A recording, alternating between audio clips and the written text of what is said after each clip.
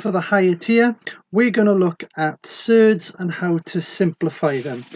So first of all, what exactly is a surd? Well, it's when the decimal places, it's a number with the decimal places going on forever. So there are lots of examples. For instance, when we look at a third in decimal format, it's 0.333333 recurring and going on for infinity. So that is a surd. Pi is a surd because it doesn't end, its decimal places go on forever. However, in maths, a surd has generally come to be mainly associated with the root of an integer that can't be simplified. So the square root of a number we can't simplify, such as 2, the square root of 2. So when you're told about how do we surds, we're generally talking about the roots of integers that can't be simplified. For example, as I said, the square root of 2 is actually 1.4142135623, and on and so on and so on, so therefore it's a surd. Whereas, say, the square root of 4 is not a surd because the square root of 4 is a square number, so the square root of it is 2, and it's not going on forever.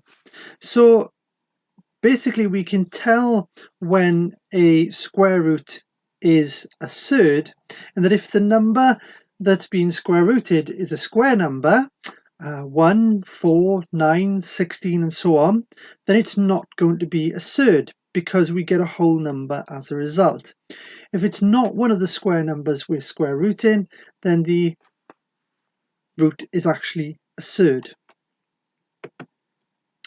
We need to be able to simplify surds down and make them easier to work with. And to do that, when we look at a surd, we try to break it up. So for instance, by here, we've got the square root of 50, and that's actually exactly the same as saying the square root of 5 times the square root of 10, because 5 times 10 is 50. You can try it out in your calculator if you like. Try the square root of 50 and then try the square root of 5 and multiply it by the square root of 10 and you'll get the same answer. Similarly, we've got the square root of 2 times the square root of 25. So I can look at this square root of 50 and see the factors which multiply to give it, and I can look at them as separate surds multiplying by each other. Now the key here is this root down in the corner. Why? Well, it's because the square 25 is a square number. With the square root of 5 and the square root of 10, neither of them are square numbers, so it doesn't really make a difference. In fact, we've expanded it and made it a bit more of a mess. Whereas the square root of 2 times the square root of 25, we can then simplify the square root of 25 down into 5, because 5 times 5 is 25. And that can be rewritten as 5 square roots of 2.